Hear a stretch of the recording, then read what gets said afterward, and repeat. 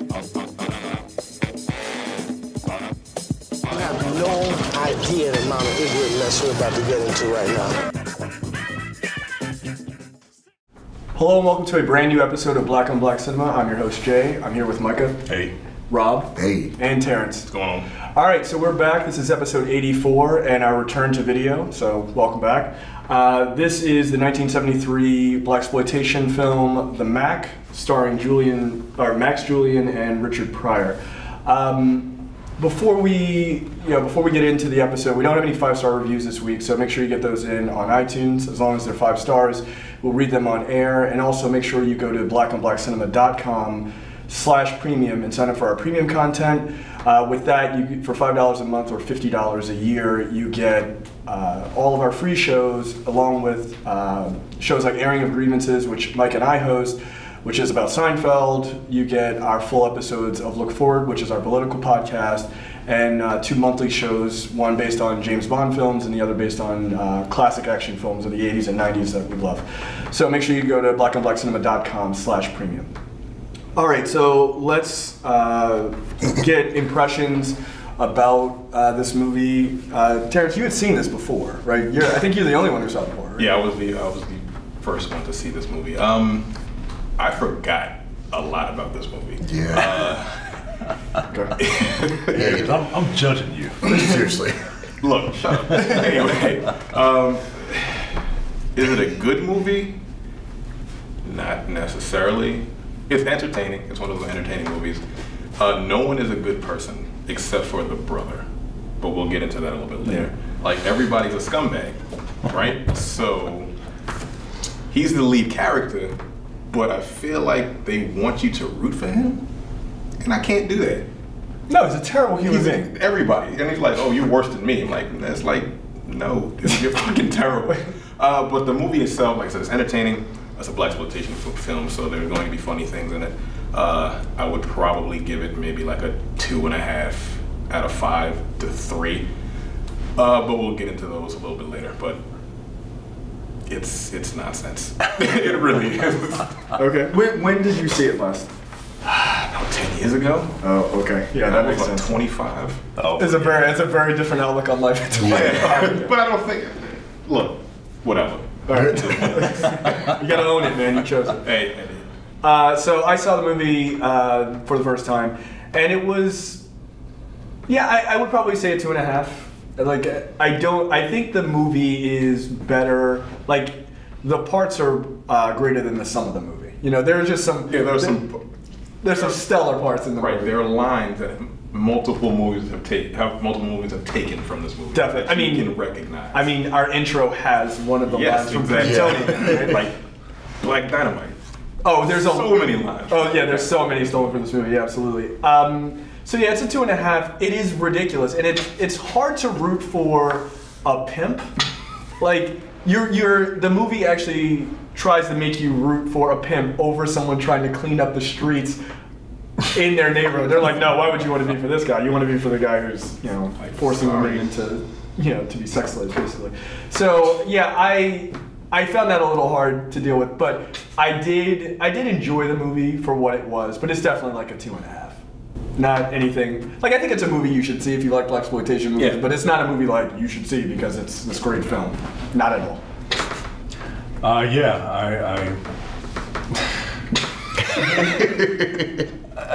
You know what? Nah, man. Nah, this movie didn't do it for me, man. I like to root for my heroes, and I can't. Like our last movie. I mean, look, he was ridiculous, right? Like, first of all, Max Julien doesn't look the part to me.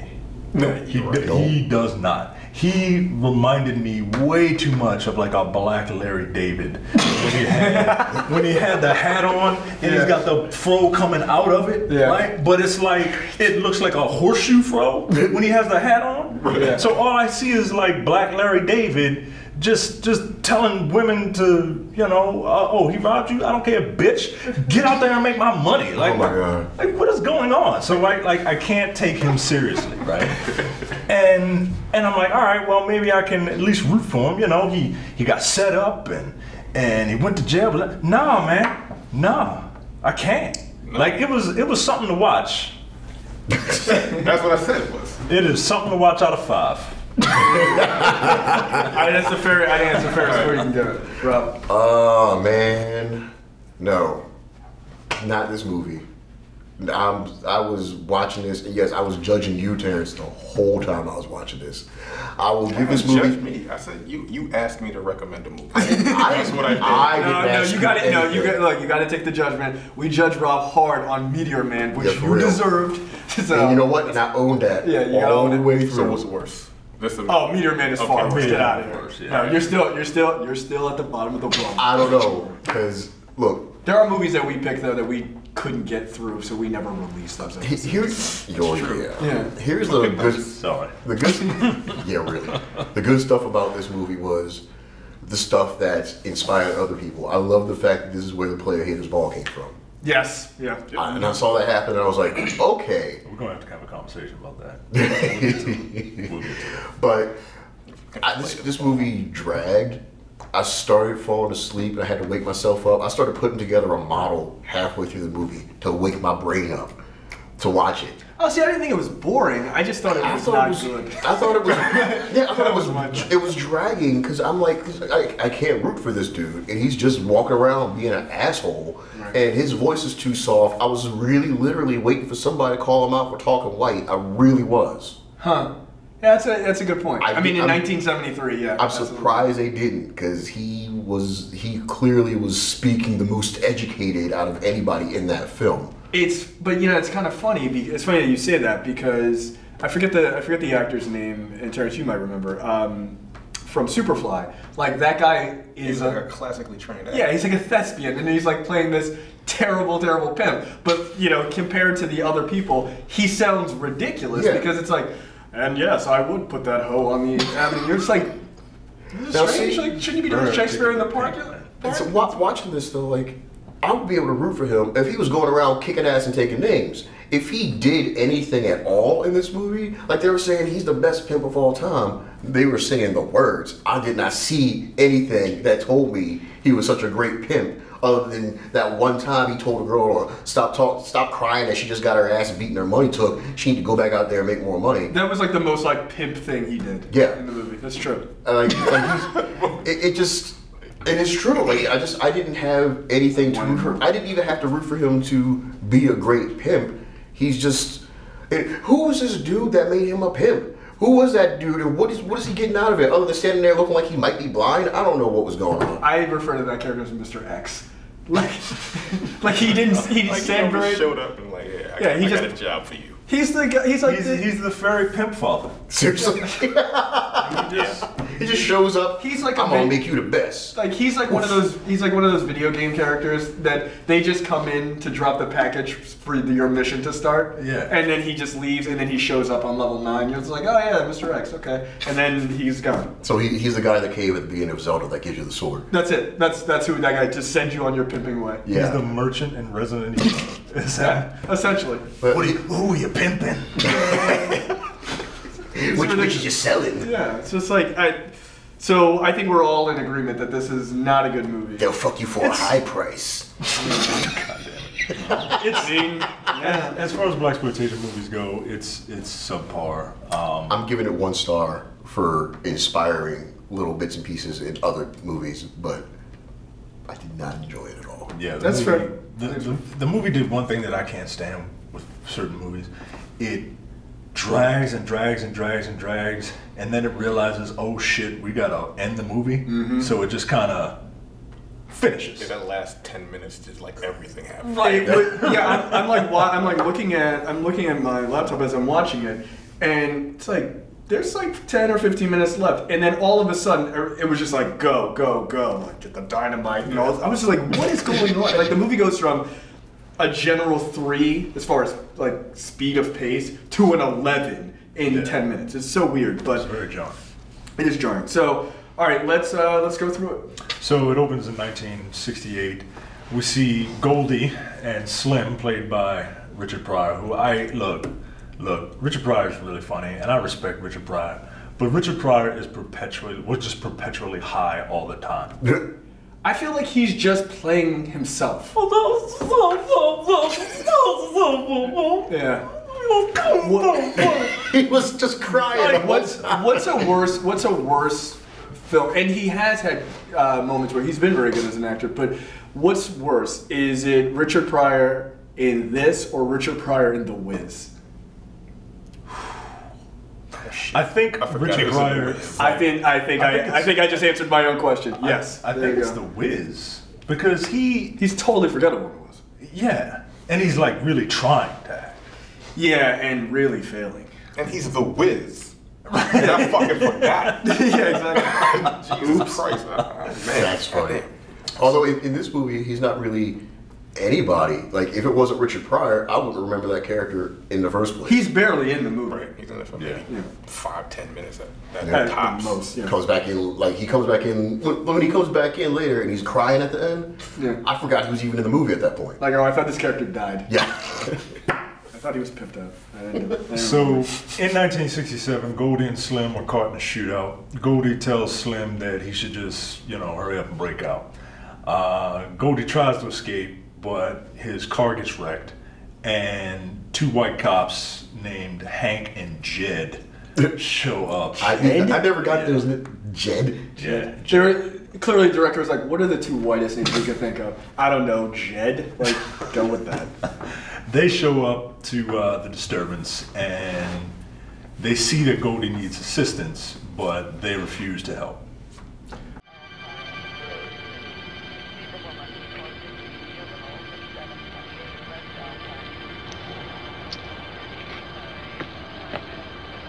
Gang war. It's a bunch of niggers. I mean, do you care? You really care? Some of them still moving, huh? And you see, that's the problem. Now we gotta call ambulances and doctors. 3, 4, 5, right. Forget it. Forget it. Maybe I'll finish him off right here. What do you think? Well, no, because then we have to do a lot of book work, I'm chilly. Let's get some coffee, huh? Mm-hmm. Coons.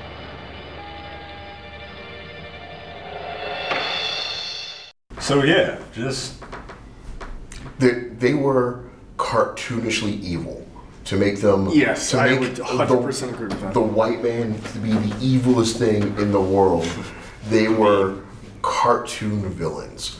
coons. Yeah, like Let's go get some coffee. Okay, we'll leave him here till we get back. like those 2 characters, in my opinion, serve almost no purpose, even though they have this sort of like sinister, like they're sort of a part of the sinister agenda by the end. Yeah. Like they don't serve any purpose. But it's it just to doesn't- like look bad. It's not until the end that they actually, like you said, that their agenda. Because throughout the movie, I'm like, why are you guys just around to be such dicks? Yeah. You're not they're- achieving anything. I think they're supposed to just represent the sign of the times and how Right.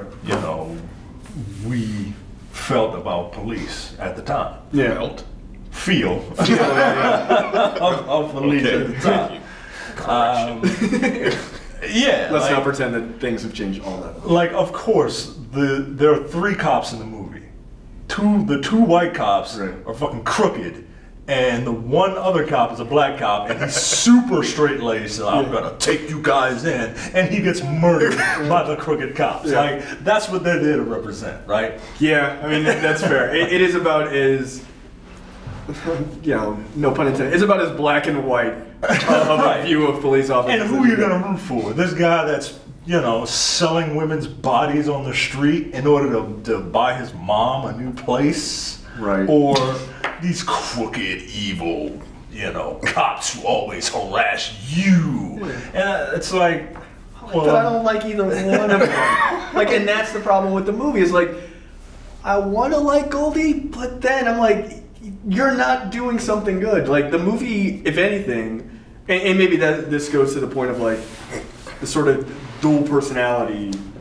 Like at the core of the movie, it's him and his brother, right? That's the core of the movie, is that they are on opposite sides of this whole thing. the 2 sides of Black America at the time.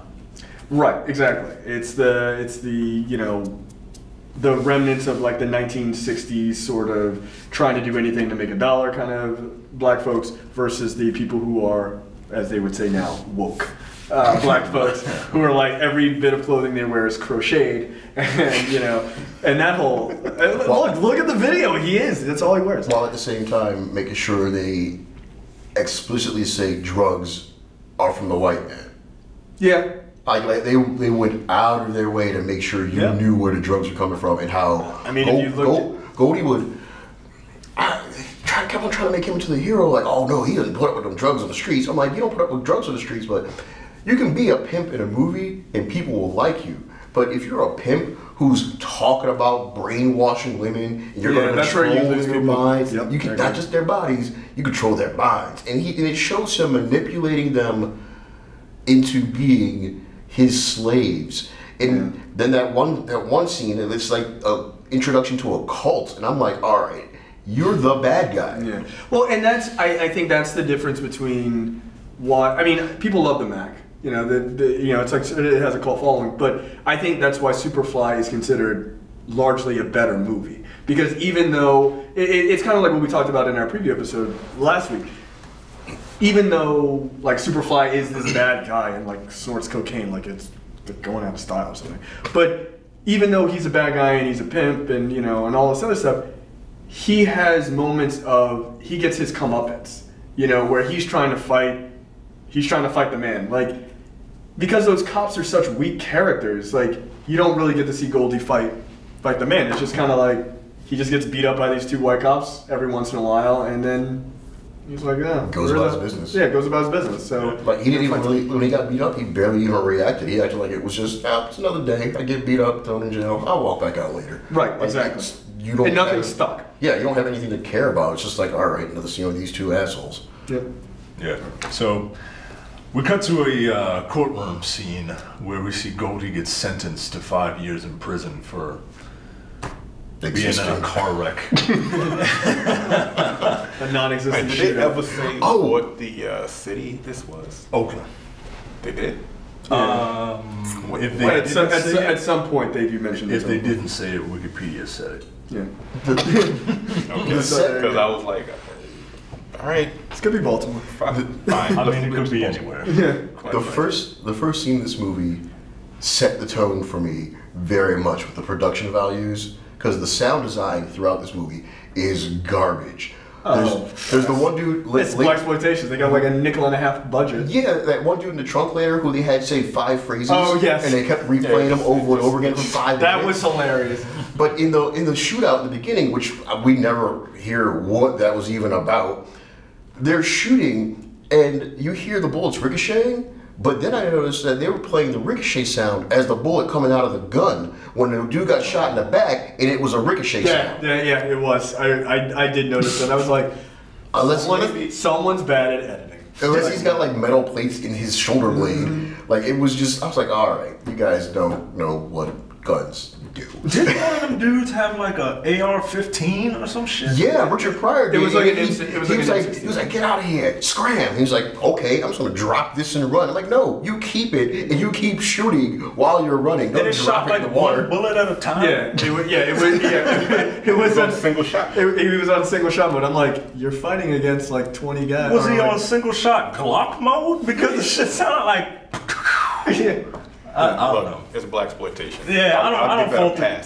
I don't fault it for that. I just find it funny. I just find it. Yeah, honestly, it was like the sound design. As much as I hated it, is not why I dislike this movie. It's a mess. So we get a couple of scenes of Goldie in prison to show how hard life is in prison, and I guess this is supposed to help us quickly empathize with Goldie. It did not. No, it didn't. Like, was this prison from like 1875? I don't think it was a prison. Like, he was lying on the floor in total darkness. Right. And he was drinking out of like a clay pot. Like, dude, it's 1973. I think they found a grate on the wall to film him in front of, because you didn't see the whole cell ever. You just saw him leaning up against it. It was tiny. You saw him leaning up against the wall or doing his push-ups in a puddle of his own sweat, I hope. It was just... It was not what jail is like in 1973. No, it wasn't a jail. Look, I've never been to jail. I don't want to go to jail. I don't do anything that would require me to go to jail. But I'm pretty sure in 1973, it was not like a prison in Barbados in 1873. Like, it was ridiculous. Like, we get it. It's hard there. So 5 years later, we see Goldie is out, and we see him get dropped off at a pool hall. Goldie is informed by a guy who I guess we're just going to call Mr. X. Yes. The phantom blonde guy with the pretty kick-ass voice. What did you say is his fairy pimp father? His fairy pimp father, Mr. X. He's informed by him that he has been set up. He assures Goldie that he'll get back on his feet soon once he starts pimping. The game is out there, Goldie. Just waiting for you. You can be a player, perhaps one of the best. You see, you were one of my best boys, the sharpest. I hated losing you. You didn't really lose me, man. I mean, the cat just hid me away in his prison and threw the key out the window. Yeah, well, that deal was set up wrong. You see, those other niggas didn't have no business being out there, no way. It was a setup. I used to lie in that stinky-ass 4x5 cell looking at those dark walls. And I don't care how much I let it run through my head, it always ended up the same way. I'd always end up hanging upside down in that stupid car looking at that stupid-ass cop. We're gonna change all that, man. We're gonna put you on your feet again. You're gonna have a bankroll so big, when you walk down the street, it's gonna look like your pockets got the mumps. I ain't never had those kind of mumps. Now remember, a pimp is only as good as his product, see? And his product is women. Now you got to go out there and you got to get the best ones you can find. And you gotta work them broads like nobody's ever worked them before. And never forget, anybody can control a woman's body, see? But the key is to control her mind. You see, pimping's big business. And it's been going on since the beginning of time.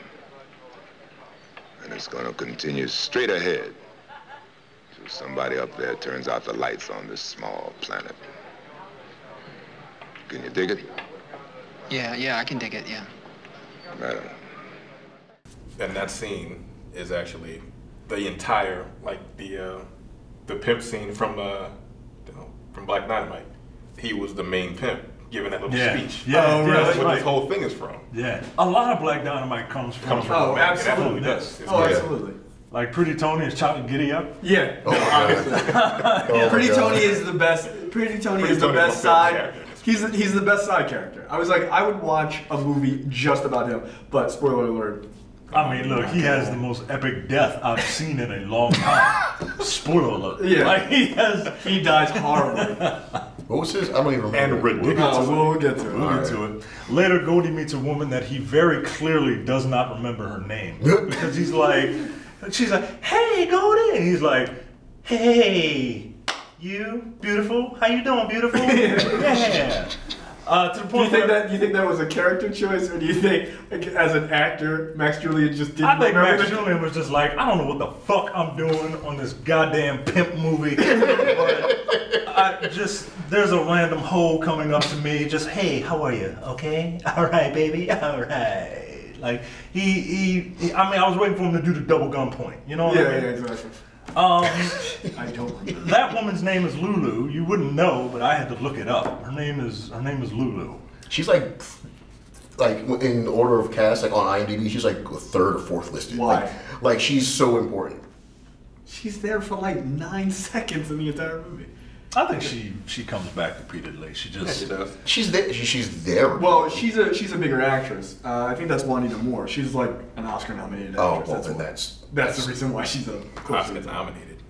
Really? Didn't we? Not from this. No. I was about to say. No. Was that her? I don't know. I don't think that was her. We'll have to look that up. Goldie briefly describes how prison is a bitch, and that rehab, especially the one he was in. and that rehab is just a bunch of bullshit. Like they don't they don't really rehab you. They don't want you to get better. I mean, okay. I mean, yeah. I mean, let's take a moment to talk about that. Like, the recidivism rate in prisons in the United States is incredibly high. Mm-hmm. So, do you think there is a concerted effort to actually, or I shouldn't say concerted effort, that's not the right word. Is there any effort being put forth that's worth a damn to actually rehab criminals or, people who are put in prison? Well, I personally don't think there's enough money put towards that. I can only speak on a viewpoint that I have because one of my cousins went to prison. Right. And he was a do-nothing nigga before. And honestly, guys, he's a do-nothing nigga now. Like, he doesn't really, like, he hasn't really changed. You know what I mean? Like, he just, nothing really happened. Like, he didn't even work out. You know what I mean? Like, he didn't even go jail? Right, he didn't even go through the physical transformation. You know what I'm saying? I mean, at least get swole. Right. That's the one thing the one thing you can do is, do a couple of push-ups or something. That's it. That's it. But I have a six-pack. But he also be really strong from running. Anyway, nothing happened. Nothing changed. Right. So I gotta imagine that life inside there is simply just we're watching you. There is no concerted effort to try and improve, rehabilitate. It's just a punishment. Right. Just do you think that time out. Do you think that's a good thing, or do you think? I mean, and this is to everybody. Like, is it smart to just say this is your punishment? You sit here and then you get out. No, this is why we have the highest prison population per capita. Like, of anyone in the world. It's insane, and it's on purpose because of all these private prisons that want the recidivism to be high. They don't want people to go back out and stay out. They want people to keep coming back in because they make their money that way. It's 100% correct. It's disgusting. So, I mean, it would have been nice if this movie touched on that a bit more than a couple of lines and actually made me give a damn about something for half a second. But it doesn't because... I mean, in fairness to the movie, it's just not its focus. It's not its focus whatsoever. Its focus is Pimping. Yeah, it's just a little message that I'm like, all right, well, it's something that I thought this movie would be about. Like, I thought this movie would have elevated itself to speaking on something a little more important. And they do have a couple of scenes like that. Yeah, which is where the movie is. And that's the frustrating. They are very few and far between, but when they do talk about something like that, then it's like, all right, like, I can get with this movie. And then they turn around and they have him, like, brainwashing women. Like, in a planetarium. In a planetarium. All right, man. Yeah, like, and that's one, that scene is incredibly bizarre. It might be one of the most bizarre moments I've seen outside of a science fiction movie. In a long time. Terrence, what are your thoughts on as far as recidivism and rehab? Well, I have several family members that have been to prison. Some of them made it out, and they actually did better for themselves. The thing about prison, and I've spoken with them, the thing about prison is you have to want to change. Just like in life outside. If you're in a certain station and you want to get out, you have to want to change yourself. Yeah. Prison is terrible, but it's what you make of it, honestly. And a lot of people don't know how to get out of it, but they don't necessarily help. Some, they try, but it's not enough. So, like I said, I don't think they give them enough chance, but you have to want to help yourself. Yeah. You absolutely have to want to help yourself. If you don't, then you're going to go right back. This is just the way you live. That's just who you are.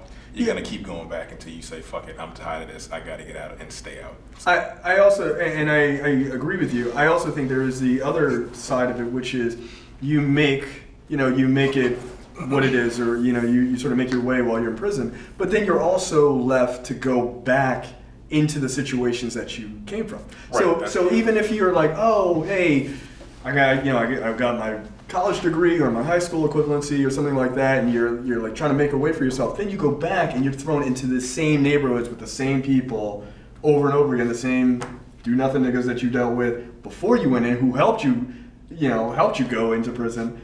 So then, you're thrown right back into it. I mean, it's human nature, right? You can't push past your environment.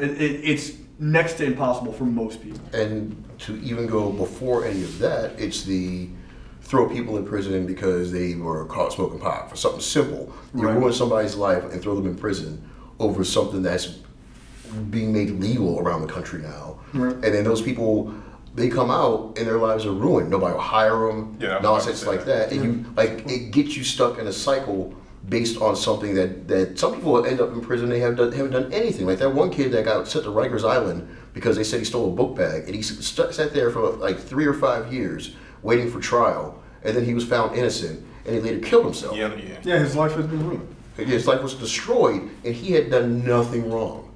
Right. And you, like you said, you also have to take into account the fact that when you get out, you are an ex-con.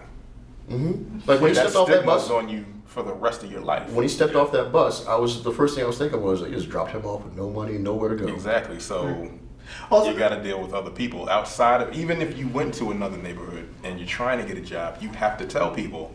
Your next con? Yeah, you got to ask one of the fucking questions on the goddamn. Well, there's a lot of states and cities around the United States right now that are pushing that whole initiative to, what do they call it, ban the box, which is on the application to say, yes, I am a former convicted felon, to actually give you, you basically get past the first interview process. And if they like you and they want to do a background check, and it's like, well, actually, I was convicted of, stealing a book bag or drug use or what have you. But at least you get your foot in the door and be like, yeah, well, the guy's not actually that bad. Yeah. But before it's like, oh, you check the box, crumble it up, and throw it. You see ex-con, you think like raping, child murdering, psychopath. Right. And these people don't have a chance to ever have a normal life again. It's like, okay, and if it was punishment, okay, they serve their time. Punishment done.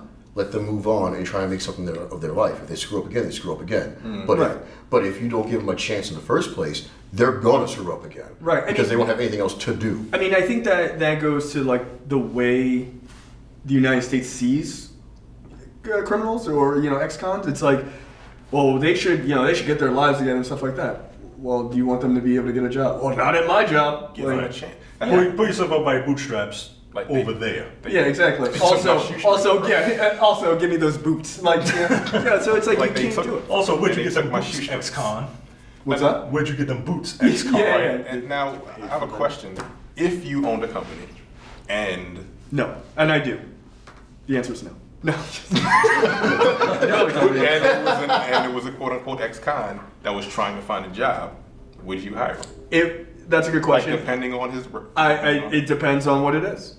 Like, I mean, if he was qualified for the job, would you hire him? Depends on what they did, but I would not dismiss them out of hand from the straight because. Yeah, no, I wouldn't do that. Else. But I want to know what their address is, and if there's a blue dot, they ain't getting hired. Oh, it's yeah. Well, there's that. Oh, that's my line. No, absolutely, you're right. No, sorry, nigga, you ain't getting hired by me, but. If it was that's a sexual predator. Right. Well, actually, no, not even that, because I have a lot of issues with the sexual abuse database that people get put on. Oh, it's extreme. It's like people that are drunk and piss outside get put on it. Yeah, that's crazy. Maybe they can have. They need to. Yeah. That got put on there. I'm like, that's unfortunate. Maybe they can have categories. They should. Like a blue dot is like pissing in the street, and like a Subway hoagie is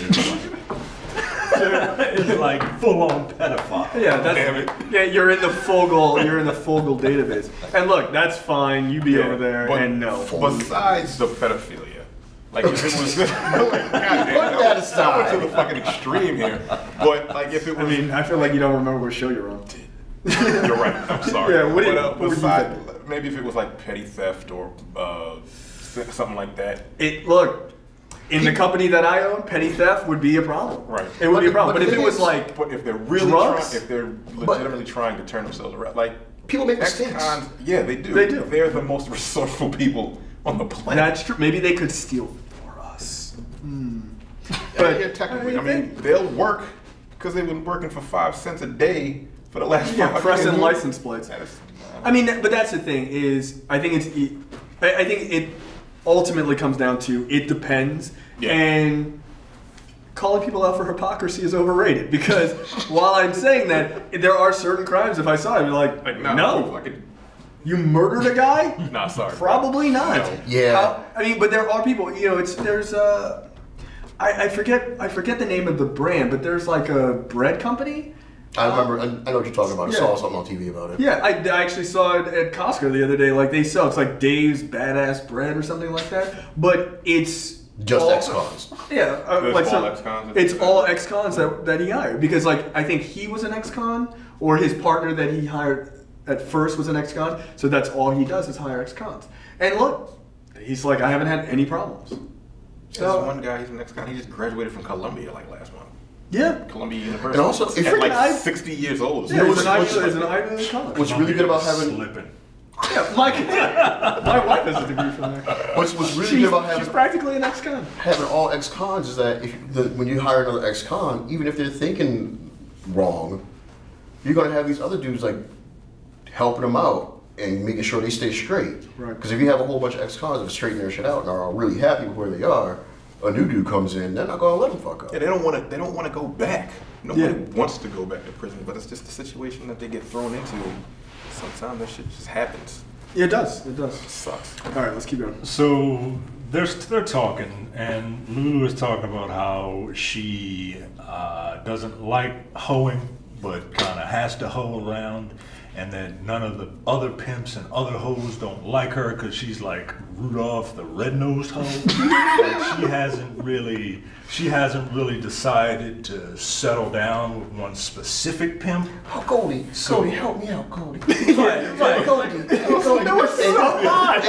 Let me tell you something. Like begging, please pimp me. I need you. Honestly, this scene. Why is this movie still on? This is what I was watching. And this is like 8 minutes in. I was watching this with my fiance, and when she started begging, and when that scene ended, she was like, all right. She got up and left. And I'm done. She was just like, this was going on. No, yeah, it was so weird. Strange. It was just, I need your help, and I'll watch your back. How? You're crying and looking for help. How you gonna watch my back? But the funny thing is, his response was hilarious. He goes, I gotta think about it. Yeah, like as a pimp, even he was over it. He was just like, I don't even have. He's like, I don't even have any prostitutes yet. But like, you're clingy. Like you're too. Like even he knew that, which was hilarious. It was just such a bizarre moment. I didn't get it. I don't think. I don't. You didn't get it. I didn't get it. It was like, she begging to be like. That's not a thing. It's not a thing. But was she making her own money? Yeah, I think she was she was already a prostitute, but she wanted a pimp. Why? And she was begging him. I mean, the whole For like protection. For protection, yeah, because somebody was like beat the shit out of you. They're still gonna beat the shit out of you, but then the pimp is gonna come after the fact. What's the fucking point? Yeah. And they probably kick your ass for not having the money. Which spoiler alert. That's kind of what happened to her later. So. Goldie leaves the pool hall and he runs into the two cops that didn't help him out 5 years ago. They try to intimidate Goldie and they threaten to kill him if he slips up even once. They threatened to kill him while he was standing there because he was standing there. Yeah. The one dude had a gun in his face and was just so angry. And I was like, why are you cartoon characters? Why are you losing your minds because Goldie exists? Why are you following this one dude from 5 years ago? They don't give away their reasoning for being in the neighborhood. Once they do, it makes more sense. Yeah. But up until and that's not even till well into like the latter third of the movie. At this point, it just made no sense. No, they were just random. They just like show up. Goldie goes to see his mom. Mom is like, oh, hey, Goldie, I'm glad to see you. Come to church with me one day. Goldie was like, nah, Mom, that's okay. I'm doing all right for myself. Don't worry about it. Don't worry. It's actually a pretty good impression. That's not bad. Well, look, I'm trying to do my Black Larry David impression. And like with a little bit of Terrence Howard in there too. Yeah. Don't do that. Don't ever put that in there. I mean, he was like in general. Terrence Howard before Terrence Howard. Right? Yeah. So pretty much. Yeah, he kind of was. So we cut to a borderline hotep meeting.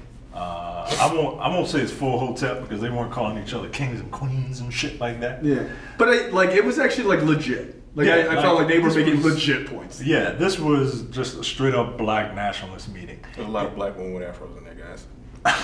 And as we know, Terrence. You know what? Afros, guys. I love it. That's funny. That scene. I thought it was a good scene, and we actually have that clip. Let's play the clip real fast, and then we'll wrap up. So you must first of all remember that this system was not originally designed with black people in mind. Right on, brother. Right on. Right on. And it definitely was not prepared for black people to, in the end, begin to demand their rights and an equal share in this country which they've died for. Right on. Hey, and we definitely are not going back to Africa.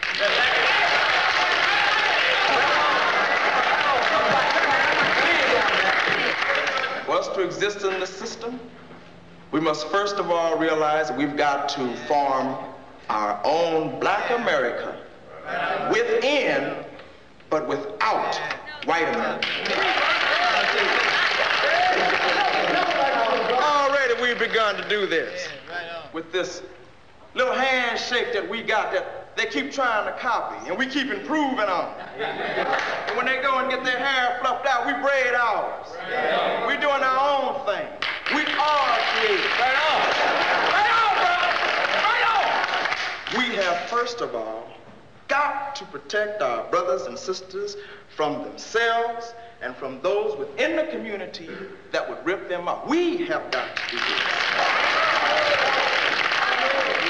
We have got to stop sacrificing our sisters to the streets and our brothers to the drugs that are running around.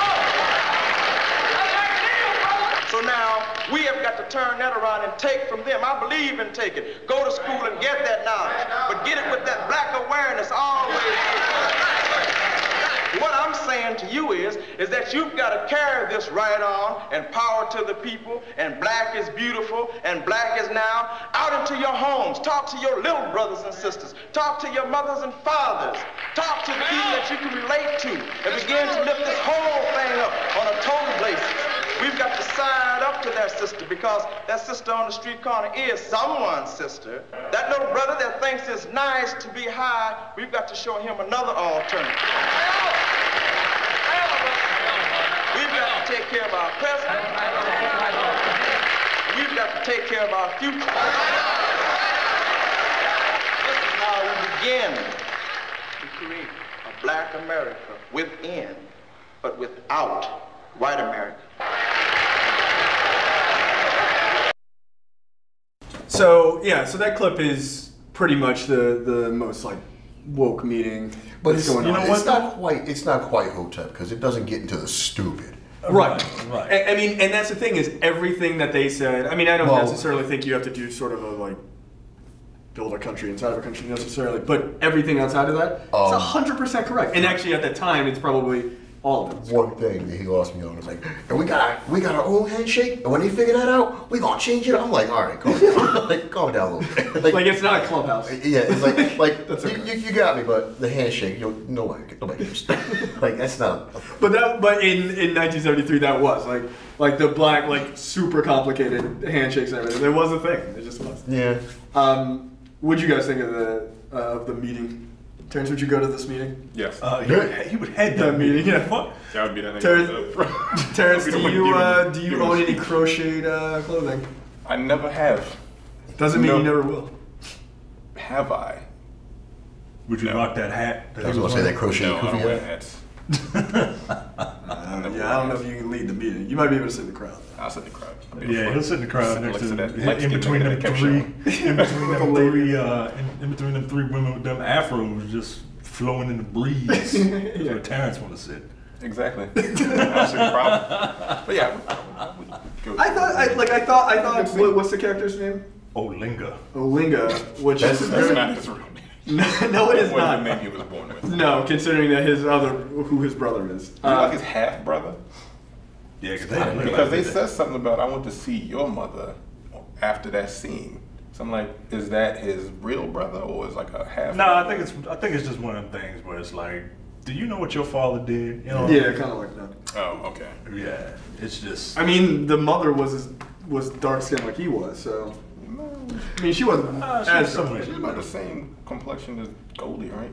No, I think she was somewhere in the middle. She was darker. Yeah, she wasn't as dark as Olinga though. Yeah, she's like 2 years older. His mother was about 2 years older than he was. Like they were the same goddamn age. Well, that's true. Max Julien is not a young guy in this movie. I did laugh at one point, and he's like, "We ain't going back to Africa." Like, yeah, fuck Africa. Yeah, I'm just like, like, nobody likes Marcus Garvey like that. We're like, okay, all right, take it easy. And then you step directly into the hotel. So Olinga is Goldie's brother, and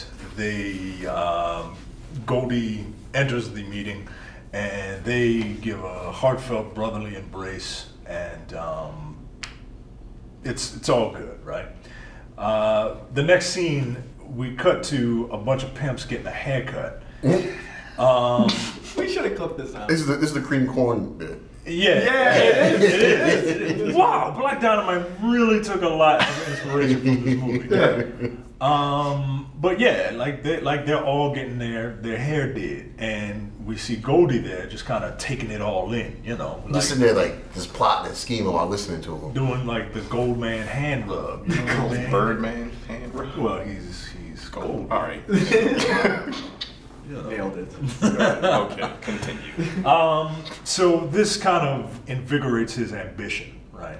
And to be the best pimp in the world. To be the best. Oh my God. To be the best peddler of women this side of California. And he spends the night with Lulu, who I am certain he still doesn't know her name because he never called her. He never says her name. And they start talking about how he's going to be so great. And then he gets up in the middle of the night, like really awkward. Angry. Yeah, she's off me. Like, oh. Right. Like, nothing happened. He's just like, you know what? I'm sorry. And then he goes to the mirror, and what I thought happens was he's having like visions of what he's going to be, right? Like he's got all his money and he's literally making it rain, right? And you see montages of him buying clothes and wearing these cars, right? And wearing cars? Well, look.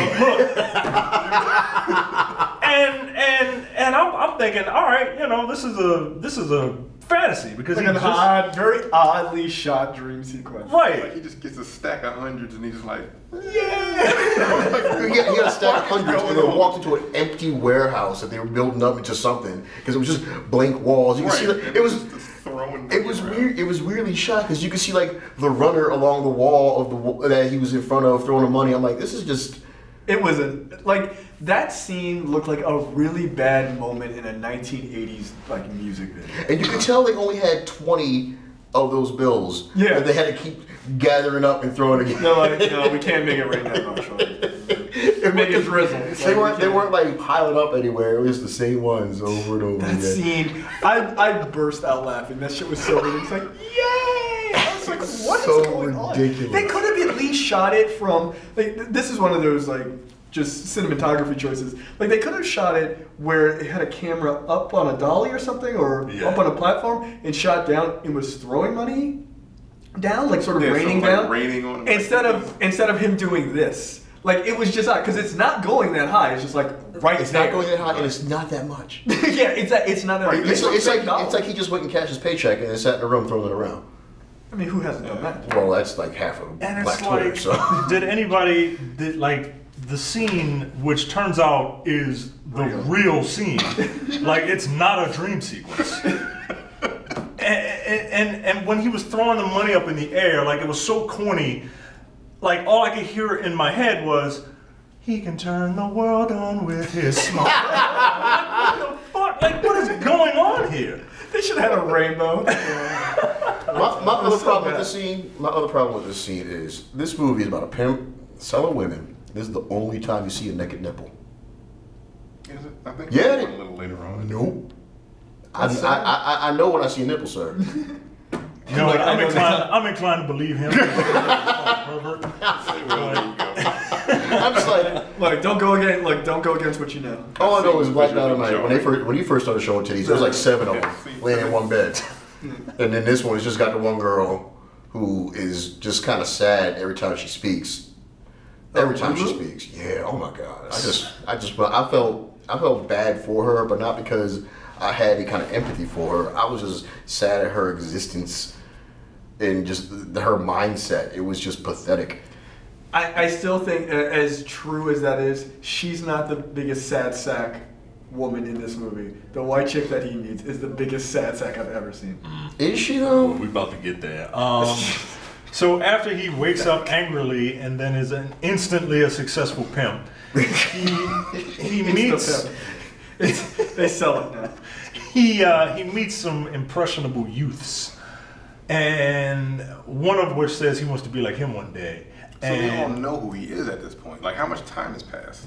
5 minutes. That's all you need. It's like Just for Men. To get away the gray. You just need to fucking relax your hair. And then he just rolls up. He just rolls up and he has all his money. I'm like, where'd you get all the money? Right, who are you pimping right now? That's why I'm asking how much time. He got it from where he threw it into the air. He got it from the hand that gave it to him. Yes, the random hand. That was Mr. X. I was saying, like, here's the thing, like, did Mr. X get him set up with money to start doing this in the first place? And if so, what's Mr. X getting out of it? Why is Mr. X? Well, he pays Mr. X a percentage because there's a point where he walks up and just kind of like puts like a wad of cash in. Okay, I didn't see that part. Yeah. So is he blind or not? Why not? I think he's blind.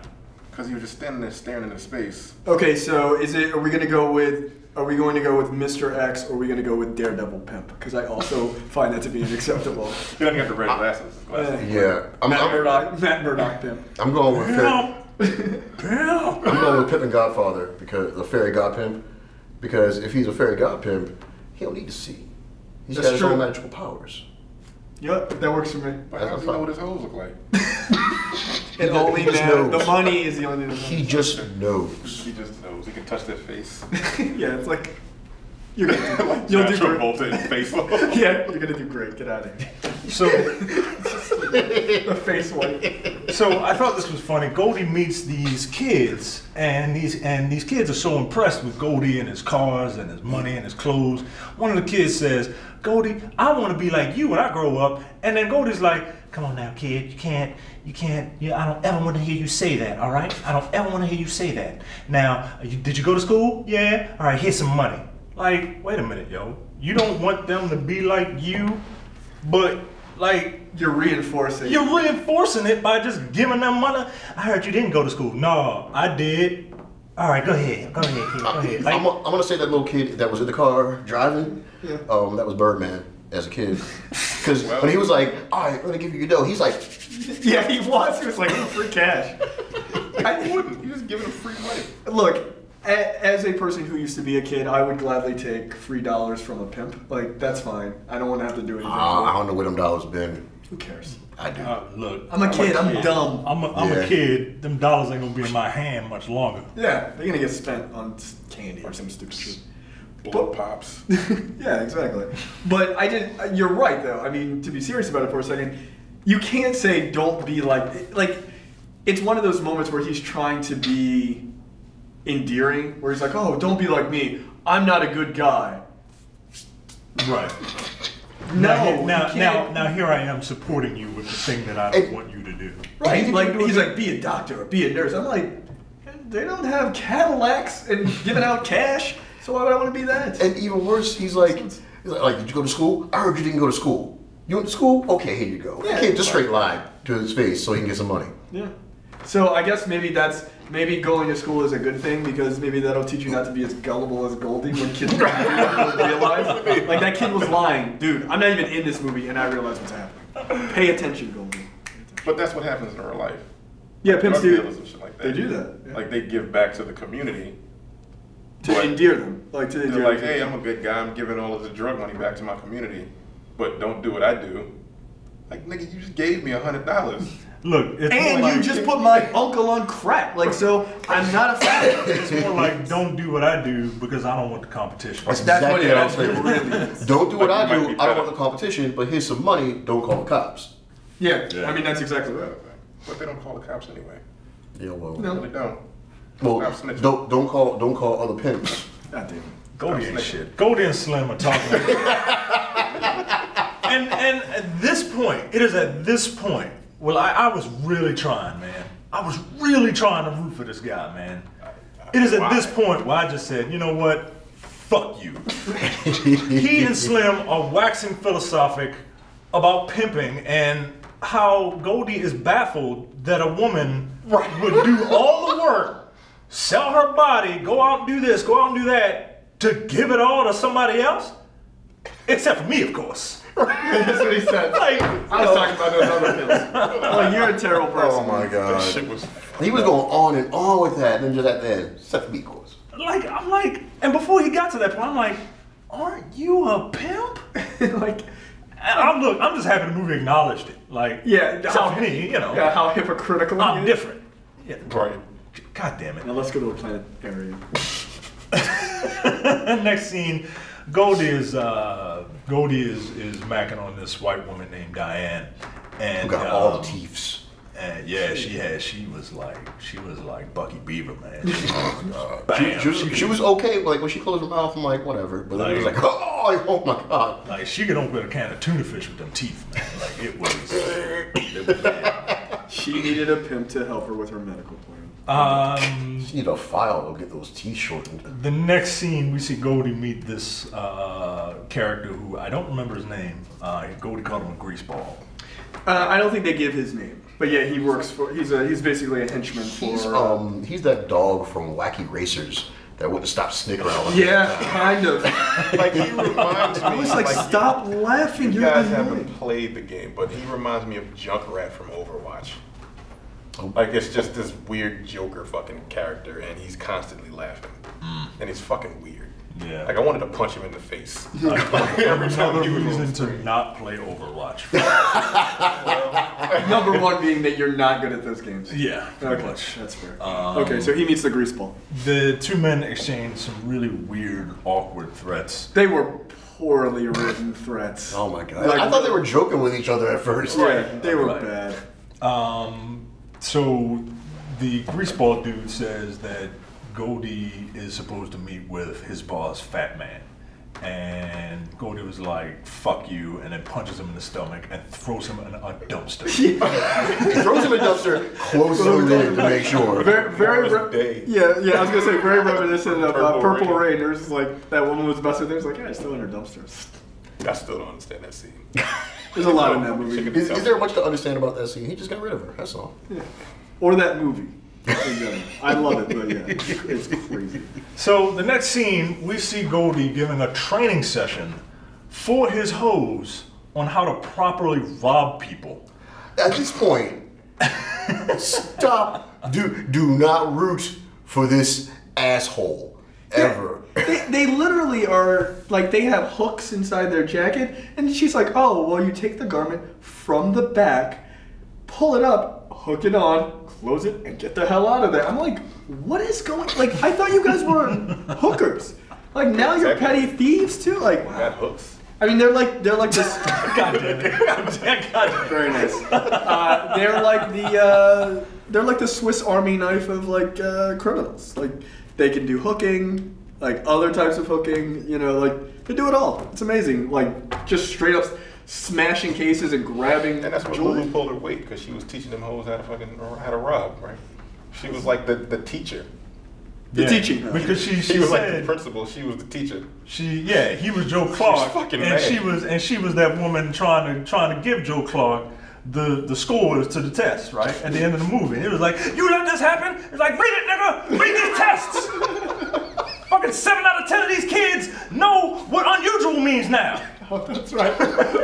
How was your breakfast? Simple, calm, and unusual. Oh my god. If you haven't seen our episode on that, you should watch it.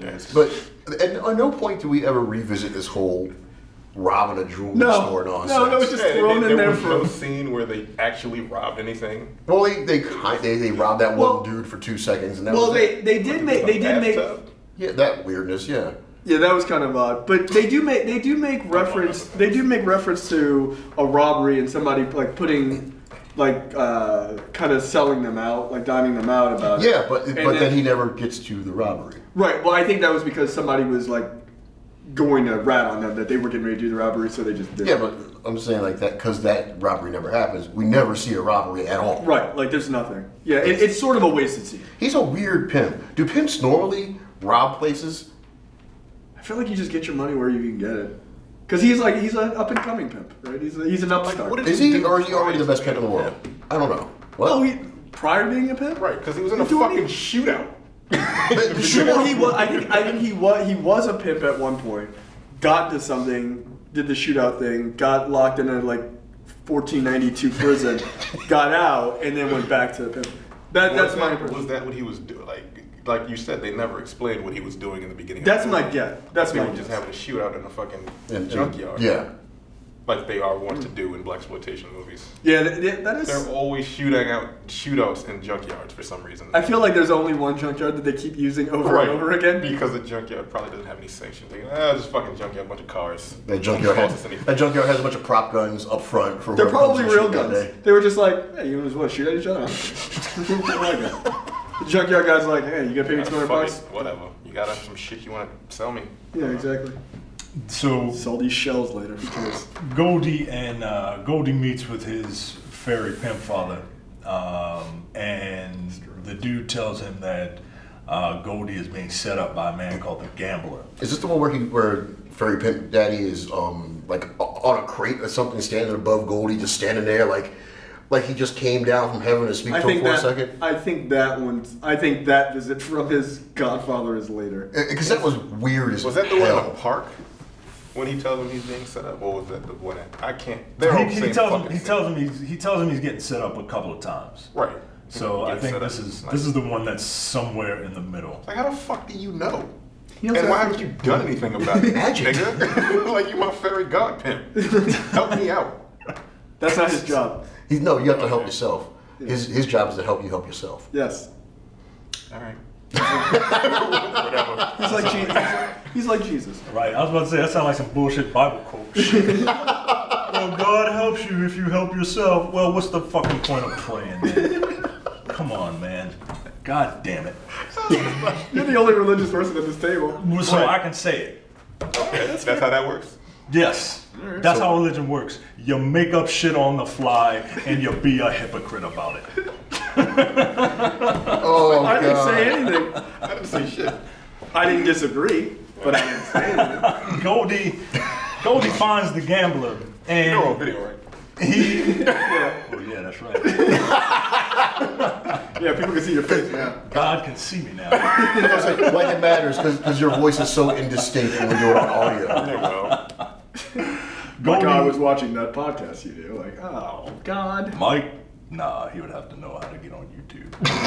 Also, no, I'm not saying your father. I'm saying God. Oh, God's on YouTube now. Yeah. Yeah, he'll see it. Well, hopefully I got family members up there that'll vouch for me. Yeah, that's what I'm hoping. They've been watching you. They know better. Goldie threatens the Gambler and then tortures him in the worst possible way. This was your fucking worst night. This is also my I was laughing hysterically. I was ready to turn it off.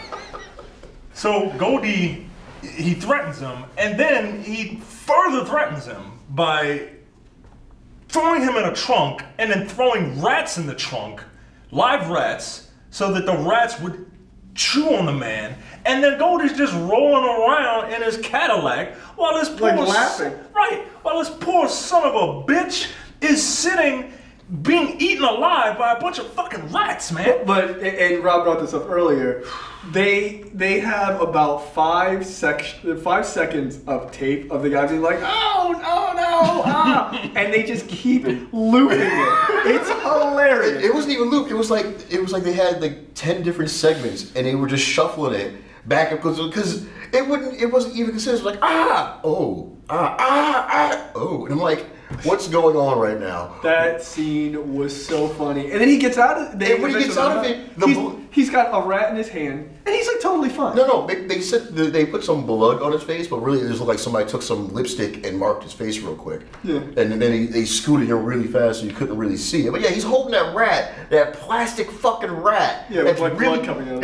With like a shiny plastic head, if you look at it. And I'm like, as low res as this old movie was, I can still tell that rat was fake as fuck. It was just hilarious. I ain't holding no fucking rat for my craft. Fuck that. Not even a plastic rat? For a plastic rat? Yeah, I ain't holding a real one.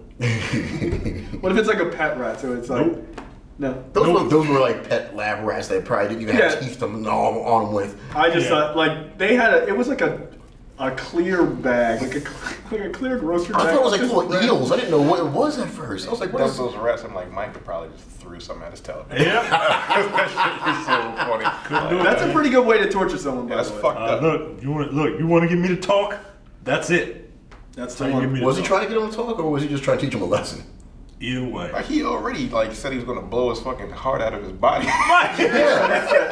Earlier, I was like, okay. That was like, I get it. That was one of those times when I'm good now, and then you're gonna throw me in a trunk. Fuck you, nigga. That's fucked up, no. That was one of those times when he at a certain point, like it's overkill. When he said, "I want to blow your heart out, sucker," and the way he said "sucker," I was like, how come the other dudes in the room aren't laughing at you saying you talk white right now? Because you sound terrible. He's a thespian actor. You are not good at being a pimp. Pimping sure as shit ain't easy. Not for him. You gotta watch out for the quiet ones. Is that what they say? Yeah. He was fucking crazy. Is he crazy? Maybe. I think it was. I will say. Look, y'all saw the end of this movie. That nigga is crazy. Yeah, no, that's true. He's crazy.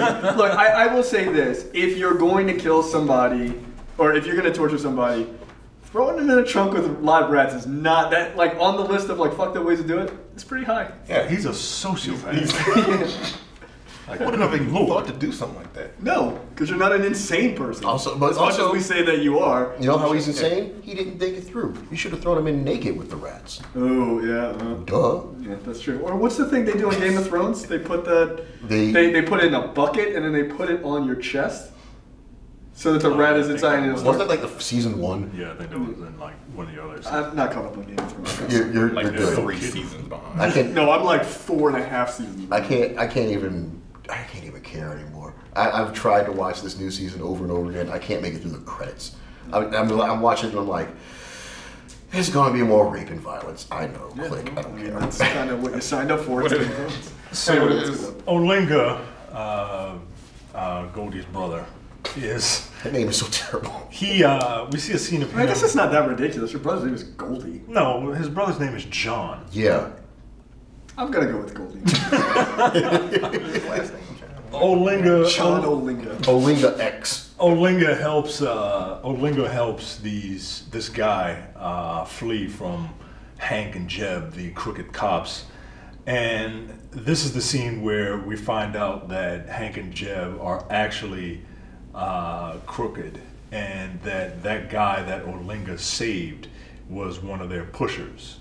Right. So what would happen is they would shake down this drug dealer for the profits that he made. You know, they want a piece of it or whatever. Get your pushing ass in the car. That was a funny ass line to me. Lulu sees Goldie's car, and flags it down. She needs help, and Goldie says, "I don't give a shit what happens to you," and orders her back out there to make some more money. She comes out crying, looking like she looks. Give a damn. She looks like the rough side of Ike and Tina Turner running out that alley. Looking. You could give it, and the funny thing is, here's the woman who was begging him, literally begging him, please be my pimp, and he's just like, yeah, get your ass back out there. I'm not interested in what happens to you at all. It's like, oh, somebody beat me up and stole my money. Like, sorry, I must be going deaf. Go. Bye. Like Which I thought was just like. At that point, I'm like, oh, you're actually a terrible pimp. That's what a pimp would do. He's a terrible person. He's a terrible person. Is that what a pimp would do? Yes. Is let your girls get beat up? Aren't you supposed to protect your girls? Yeah, you want them to make money, but if somebody's abusing your product, you should go and take care of them. Protect? I mean, like, to a point, you're protecting your product. If she's getting beat up, nobody's gonna hire her ass. Yeah, but hold on. She says he stole my money. So the pimp response is, I can't hear you. No money. Go get my money. That's the number one response. No, his number one response should be, who took your money? And he should go get his money from that dude that stole it. The pimp should beat that dude's ass. You've never been a pimp, have you? No, I haven't been a pimp. I was like, really, Terrence? And the episode has taken an interesting turn. Tell us about pimping, Terrence. Yeah, the most important thing to a pimp is money. It's money. That's it doesn't matter. Like, hey, if you got your ass beat, that's your problem. Do you have my money? Yeah. Because I mean, what's if not, go fucking get it. I mean, what's the line from Pretty Tony? He's like, all we care about is the money. Like, that's it. They don't care about anything else. Yeah, I'm not a pimp. I may or may not know. have known. Are they related to you? No. Okay. No, I mean, look, out of the four of us, like, you're the pimp, right? What the fuck does that mean? what the fuck does that mean? No, like, he would be the one in the pimping profession. Would he? Yeah, you have least. I think what Mike is saying is you are the least moral of all of us. Wow. You are, well, no, I'm not necessarily the least moral. That's I'm what sure he would that, be I, a very. That's what I'm saying. That's what I hear. I'm sure he That's would what be, that's what I'm saying. I'm sure you would be a very fair pimp. You know, you would probably have like a 401k, a pension program, and all that. But if push came to shove, if push came to shove, I could see you. You'd be like the Godfather, the wrestling pimp. You know what I mean? Like fun loving, like whoa, The whole train. the whole train. I could see him doing that. I'm offended. Would you dress like a pimp? Would you dress like a stereotypical pimp? No, the pimp you may or may not know. Did they dress like a stereotypical pimp? No. I saw. I feel like that's gone. It's when I used to work downtown. And I used to wait for the bus near the block sometimes. It's just like I sound good the more I talk.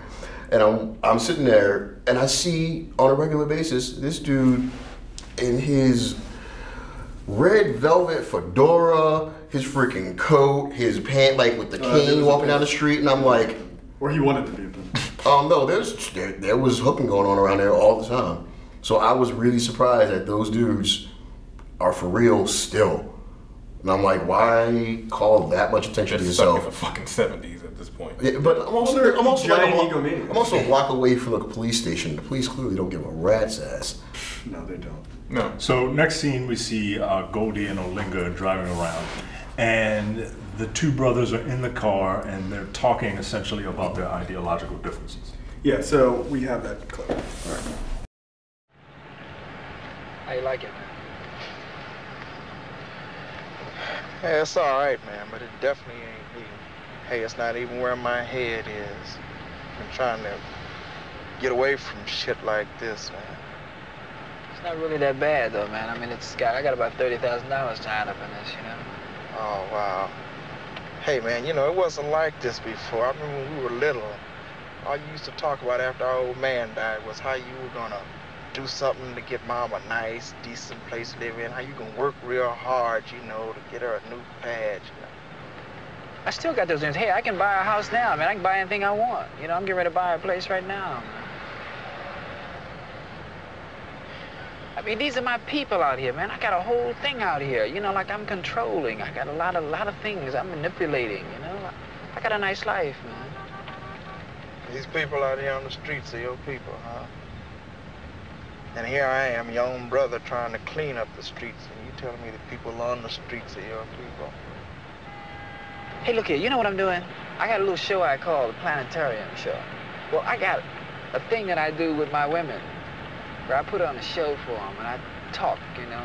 And I want you to come and look it out. I want you to check it out for me, okay? You got to be jiving. No, I'm serious. It's really fun, man. I mean, I really got those bitches' minds controlled, bro. I'm laughing, but it ain't funny. Okay, so from that scene, you know, that sort of pushes against the dichotomy of those two characters, right? Yeah. And I think them being brothers actually makes it even more interesting. And also, from their conversation, he wasn't a pimp before. Why do you say that? Because look what I can do now. Look at all the stuff I can do now. He couldn't do that before. He couldn't buy his mother a house before. He couldn't do any of this nonsense before. I think he was some sort of a petty thief Right, before. that's what I think. He used to work for the fat man. Yeah, for like with drugs probably. Right. But he definitely wasn't a pimp. Oh, okay. And even later on, they talk about how he used to shoot up himself. Yeah, that's he true. stole all the They stuff. did as that well. And when he's talking to the fat one or whatever the fuck his name Fat is, man. fat man. And they start arguing. So then we get a scene, I think this is Micah's favorite scene in the movie. Goldie takes his ladies to a planetarium in which he, you know what, why don't you take this? Cause So he takes I don't these feel like women. He takes these women to a planetarium. First of all, what? right. So he takes them to a big ass IMAX show, right? And he sits all his prospective future hoes in the planetarium, and he has them look up, and through the speakers you hear Goldie, and Goldie's just like, yeah, so right, like, you're gonna follow me, and you're gonna do what I say, and you're gonna like it, cause I'm gonna make you a star, right? All right, and it's a weird form of indoctrination. You sound more normal than he did.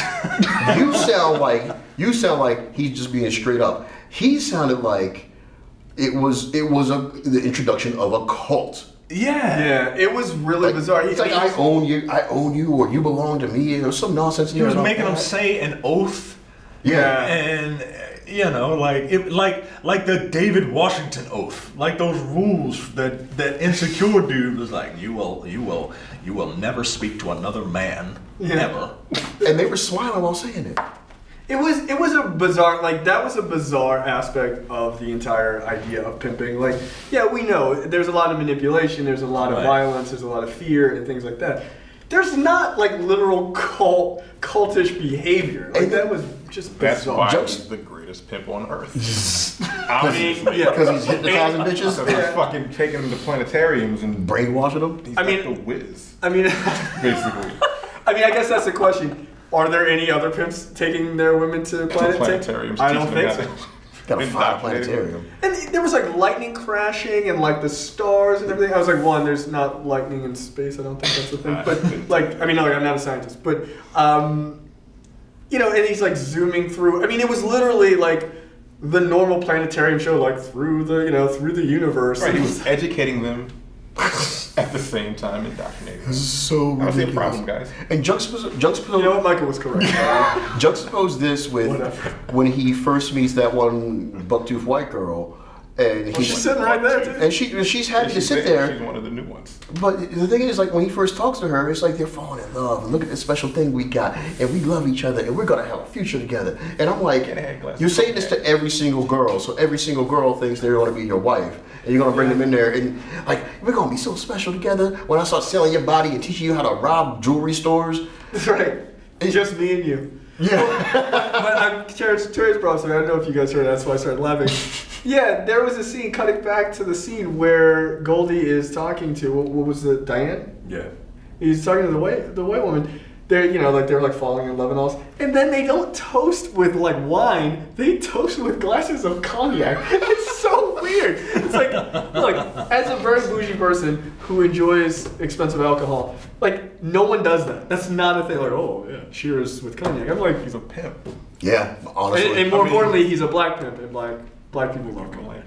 Oh, that shit was just I burst out. Yeah, it was like I burst out laughing at that scene. I just thought it was so funny. I was like, that's not what you would do ever. But anyways. So during the planetarium like indoctrination, he was like, and if you're good, I'll take you to the players' picnic and maybe even the players' ball. And then we cut to the players' picnic. Nigga, that shit was ridiculous. Like, and it's just a bunch. Ridiculous or pretty much the greatest documentary they've ever done. It was incredible. I hope this is real. I hope this is based on real I want to life. go to it. It was awesome. It's a scene of a bunch of pimps in pimp attire playing baseball, playing softball. Not since seeing that scene in Twilight where vampires play baseball against each other have I been more just ashamed of a baseball focused scene.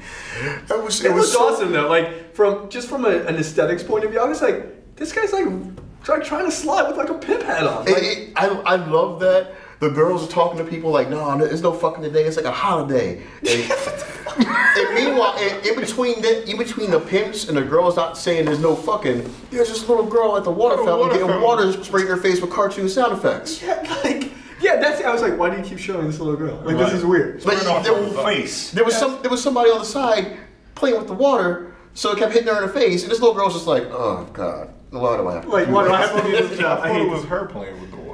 It was supposed to be, but I'm sure it was somebody on the side messing with her. That whole scene, like they're eating ribs, and like It was. I don't know. They pulled out the ribs. I was like, I want some ribs now. Yeah, it was like. Okay, you know what? I would go to the players' picnic. It was like something out of Saints Row, man. Like a bunch of pimps. It was like, insane. Like he made no sense. Like in their tight ass clothes, fucking trying to catch softballs. They were fucking terrible. Yeah, they were. Right, and they was catching horrible. shit. Like the chick went up to bat, and the guy like, how you gonna make me catch with a hard on? I ain't got a cup on. Yeah, she was kind of fine. And I'm thinking like, that's it. I did laugh at that. That's just a funny one. I'm also. he said that, and I'm like, aren't you a pimp? Shouldn't you be used to this? Well, yeah, that's also look. It might be some other pimp's hoe. It's a whole picnic full of pimps. It's a picnic of them. And the cut, the cinematography. It looked like a documentary. It was just cut after cut after cut, and music playing. I'm like, I'm about to throw up. It was just so much going on. It felt like they actually just stopped the movie and went to an actual players' picnic and just filmed. Right, because there were quite a few people there that weren't in the rest of the movie. No, dude, that was a documentary. So That's happened. There were probably actually real pimps at that pimp. Oh, I guarantee there were. Didn't the last end credit card say something like thanks to all the players, because they didn't call them pimps, thanks to all the players out there. I didn't watch all the way through. As soon as the credits rolled. Yeah, and I got it. I assume anything made before 2007 doesn't have anything for me at the end of the credits, so I don't care. You know what? That's fair. There's no end credit scene in fucking the There's no stingers. We get a quick scene of Hank and Jeb intimidating a bartender as they are looking for Goldie. Then treat that poor guy like shit. They did. Then we cut to an Asian restaurant. Oh my god! I would go to this restaurant because this is exactly what I want from an Asian restaurant. You want to be able to throw noodles on a dude's head and he go hung tong tong tong tong.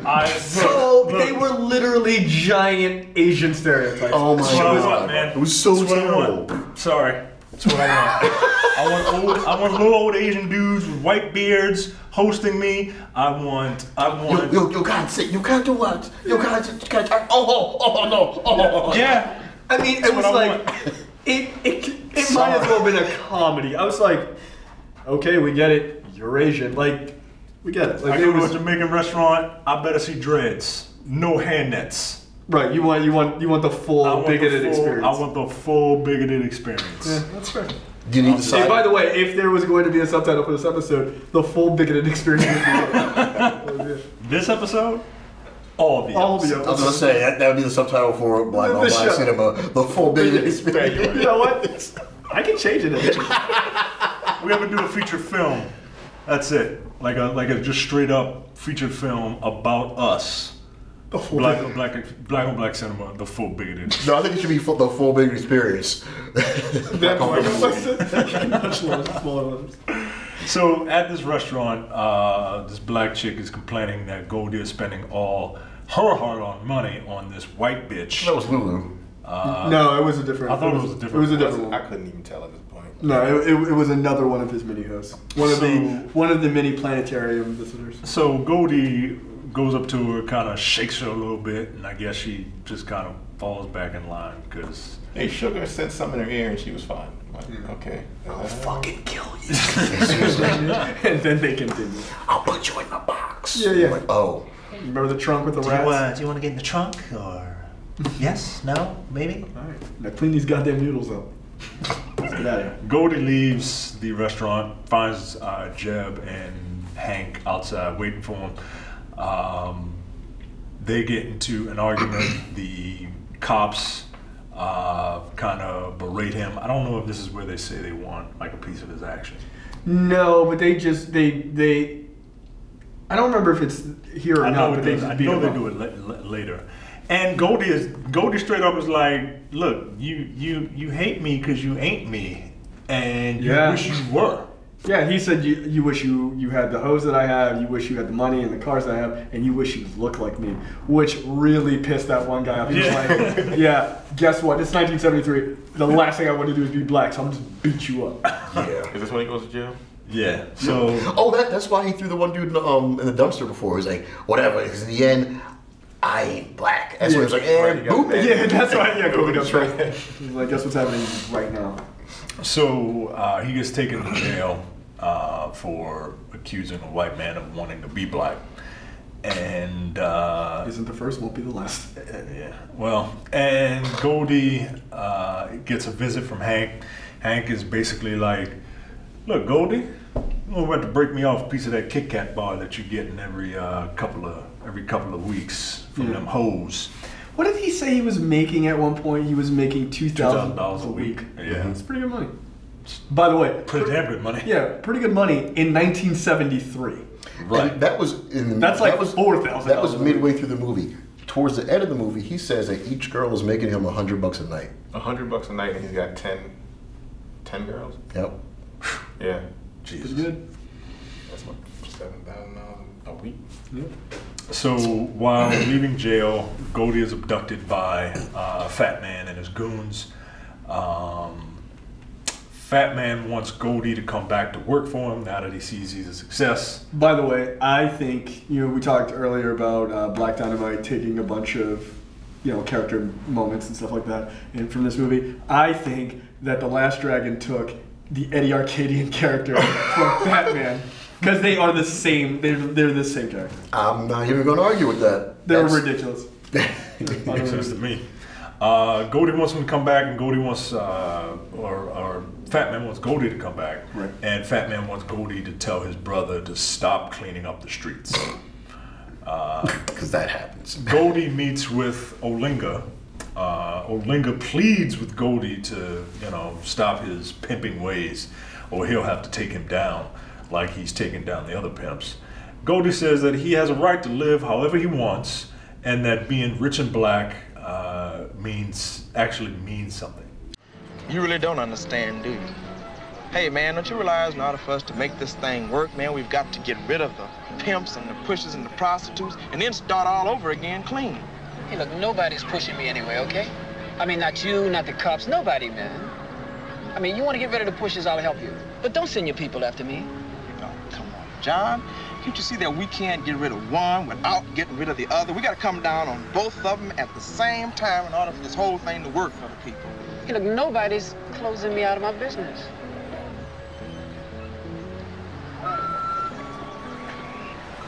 Hey, man, you're my flesh and blood.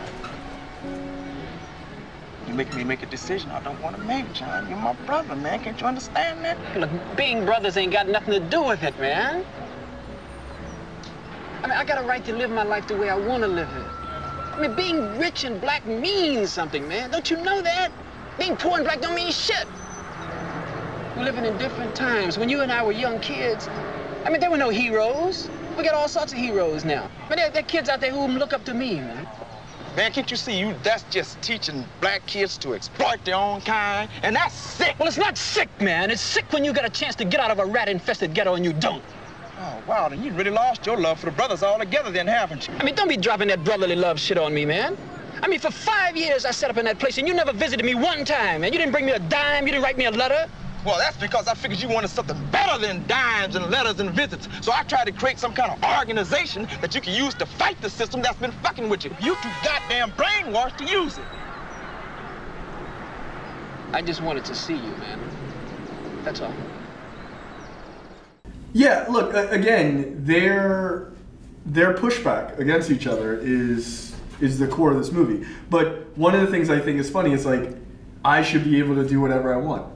Yeah, but you're doing it by exploiting black people. And he's like, well, I teach the kids. He says, I'm teaching the kids not to be like me. He's like, but you're reinforcing. Like, his brother is so goddamn logical. Like, hey, dummy, if you took that money and paid to get a GED, maybe you'd learn a lesson in logic. Like, come on, get it together. And like, you can't argue with Olinga's points. Like, they're so solid. And he goes, well, you didn't come and visit me when I was in jail. He's like, yeah, I was building this organization to try to stop people fucking with, people like you got screwed. Like, so I was building something so that when you get out, you would appreciate it. And then didn't he say like, and plus you didn't want me to see you? Well, he said you'd want something more, which then he says I was building organization. By the way, he doesn't say organization, he says organization, which so it's like stuck in my head. Popeye's organization? Yeah, I was like, that's not how you pronounce that word, but okay. So we cut to, it turns out Goldie might have been right. So we cut to a drunk Hank grabbing on this fat black chick's titties. This scene is talking about how that girl. Talking about she looked how about as disinterested. No, she looked like she was. Somebody talked her into doing this scene. She hated everything. She hated every. And here just. She was like, "Let me see the script." She read it. And she was like, "You gonna compare me to what?" Yeah, that was. That's what was happening. So Hank goes on and he's like, you know, everybody wants skinny women. I don't like skinny women. Can't trust. The skinny women are like giraffes. They have long necks and they sneak up on you. They sneak up on you? What the fuck? How does a fucking giraffe? A giraffe in the jungle. He's talking about these animals in the jungle. They're tall, skinny, long. That's what they call giraffes. I was like, wait. What, they sneak up on you? I'm like, what kind of ninja giraffes are walking around sneaking up on people? This guy has a very poor understanding of the animal kingdom. Like, that is not a thing. They are not known for their sneaking ability at like 25 feet long. He's like, you know who doesn't sneak up on you? Elephants. Like you fat ass. But he thinks he's giving it like as a compliment. And she's just like groping her. She never breaks her expression, which is why I'm dead positive this actress was not pleased. I feel like they didn't even tell her what was in the script. I feel like they just let him start saying it, and she was gonna say something. Just like, no, I think she said something. I mean, she got pissed off. They cut. They said they got to do it again, and for the second take, she just sat there. She looks gritting her teeth like. I mean, I at least thought at some point he was gonna say like, oh, you're beautiful or whatever, and then like, they would do whatever they're gonna do. But then he was like, you're like an elephant. I was like, oh, good lord. Yeah. Like, I'm glad you're paying her, because otherwise, no. I'm pretty sure you can't refer to a woman as an elephant as a compliment. But I guarantee he was, as an actor, was having fun playing them big ass titties too, because he was all up. Oh yeah, I was like, take it easy, man. It's just a movie. Goddamn. Like, boobs all bruised up later. That shit was hilarious. So Goldie buys his mom a new place. Next scene, we see Hank and Jed. They're confronted by the Black Sergeant Duncan, who we spoke about earlier. Duncan says, I got enough evidence to put you guys away, and Duncan proves to be the stupidest cop in the world because you never say that to people that you're about to put away. In a dark alley. In a dark alley by yourself. Here, let me give you all of my cards and see what happens. He was seriously standing there like a superhero, like, I got it on you. You have 24 hours. Or you will go to jail, sirs. They're like, oh, really? Here's what's happening now. Bam! Shot him. Oh, no, you don't. Okay. Well, good night. Damn it, Duncan. Duncan, you were the best of us. You were the chosen one. Right. And now you're dead. And now we got to root for this pimp. Yeah. Thanks, Duncan. Yeah, we had one good black cop. One good black cop, and he died from his own hubris and just being stupid. So right after they shoot Duncan, they raid the Pimp's hideout, and they take Goldie and Slim, and they try to pin Duncan's death on them. Words are exchanged. Hank is about to shoot one of the guys, but Jed pulls him away because there's a witness. I don't know why that would stop them. Yeah, really. They could just kill that witness. We just saw them kill a black guy. Who was a cop. I'm sure 3 more bodies on their rap sheet wouldn't really do anything. Yeah, what's a few more on the pile? Slim stood there crying like a lunatic. And yeah, this is not Richard Pryor. And then was like, damn, Richard Pryor, you suck, and just walked down the street. Like, I'm done with you. So while he's walking down the street, he passes a church. It's nighttime, but he's able to get in the church. And was he in a church? He sits in one of the pews. Oh. Did he? Because where he was sitting and what was happening in the church were clearly 2 different locations. Well, that's what I'm saying. He had a vision of a preacher giving a very well-timed word. Yes. None of it made any difference because I was like, oh, this is where the movie turns, and I started rooting for nope. No. Fight! He got the speech from the preacher, and it's like, nah. He's like the follow. No.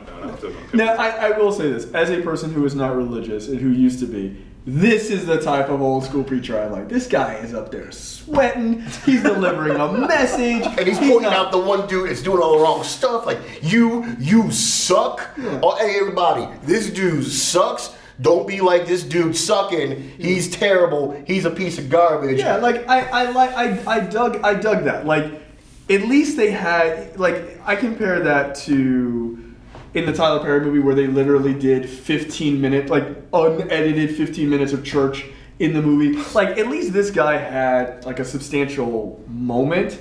And like he was like, he was like delivering a message that seemed heartfelt and seemed poignant to the story. And then it was, oh yeah, that's a really good point.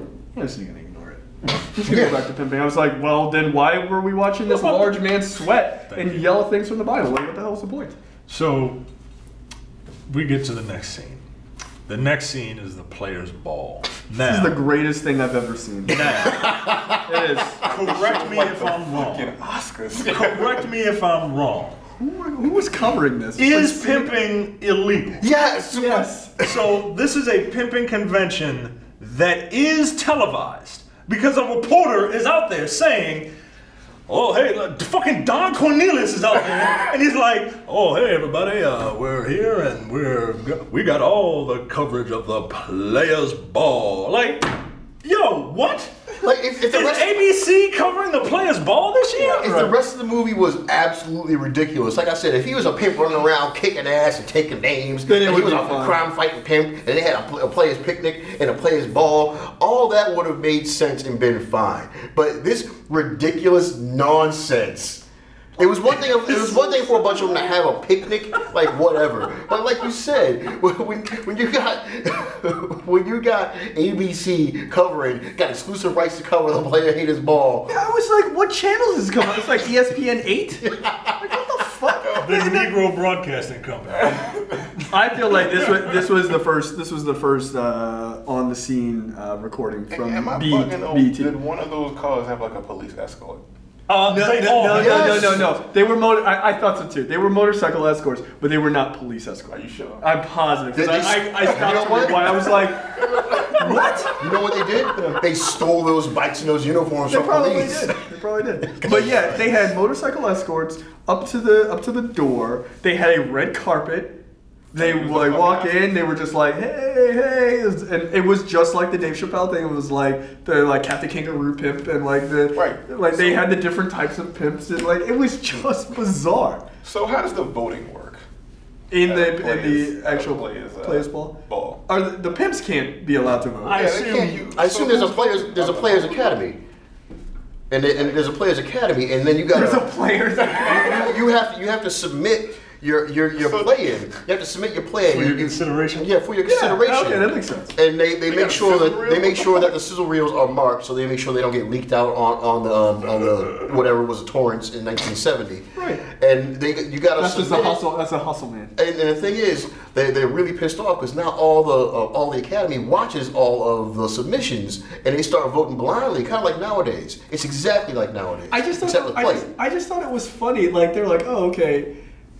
Like they all have like 2 or 3 of their hookers with them, like, and they're all just like cheering, and it's this great thing. They're all like trying on each other's hats and coats and shit. Like, I was like, are you a bunch of 13-year-old little girls? I'm like, oh, let me try on your fuzzy little pimp hat, and like.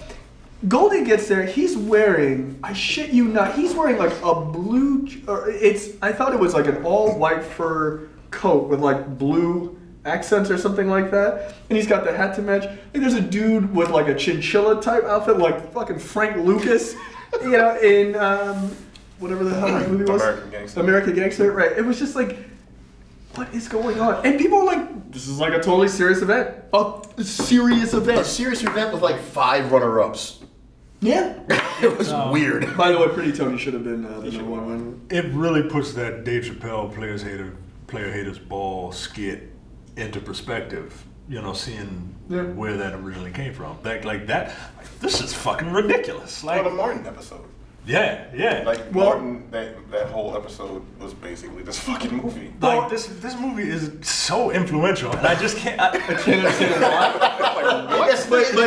But there is, HBO does those terrible like hookers at the point documentaries. I've seen all of them. I find them incredibly fascinating and tragic all at the same time. And intriguing, also intriguing. But yeah. Anyway, intriguing. Shut up. But anyway, they had like a player's ball there, but it wasn't covered by the news. But it was like this. Don Magic Wand. Green. I remember that. Yeah, Magic Don. Don Magic Wand. Chicago, they had a player ball. Like a straight up. They had like the cups and like the whole thing. My world is just shattered. I don't know if it's shattered, but it's definitely not the same shape as before. It's a thing. It's a thing. Together to celebrate being pimps. And people are like, they're like high-fiving each other. Yeah, prostitution, like and shit. High-fiving each other and going to pour on a Purell afterwards. Yeah. It's funny, man. That is amazing to me. So at the ball, Goldie meets Fat Man in an alley. Fat Man and Goldie kind of make up, and Fat Man wants Goldie to do a job for him in New York. Goldie's like, nah, I'm not trying to do that. And then they get into another argument. And Goldie tells Fat Man to go fuck himself, and Goldie goes back, and like Rob said, there are 5 like Miss Mack of the Years, and then Goldie is one of the runner-ups, and then Goldie is Miss Mack of the Year. He wins Mack of the Year. I don't know what you get. I don't know. I feel like you should get like a discount on like your next 10 hoes, Like you don't you don't have to like try as hard. You just get 10 of them. Maybe it's like what happens later in the movie where it's like, oh, these hoes, like this woman is like, he won Mack of the Year. He must be something. Maybe I'll jump ship to another pimp. I don't even understand. I guarantee you, if he's Mack of the Year for pimping, you don't want to be with him. Right, exactly. You want the worst pimp. You don't want the hot coat hangers down to Crenshaw Peaks. Yeah, exactly. Set you back down there. So later, Goldie finds Diane. Was she strung out or was she dead? She was dead. I thought she was dead. I was pretty sure she was dead. Yeah, her eyes were wide open. Finds her dead. Goldie and Fat Man meet in a parking lot. Goldie says that he needs Fat Man's help. Fat Man says, it's too late, I really liked you, kid. Sorry, but you're gonna die, and I can't help you. But as it turns out, this was all a setup.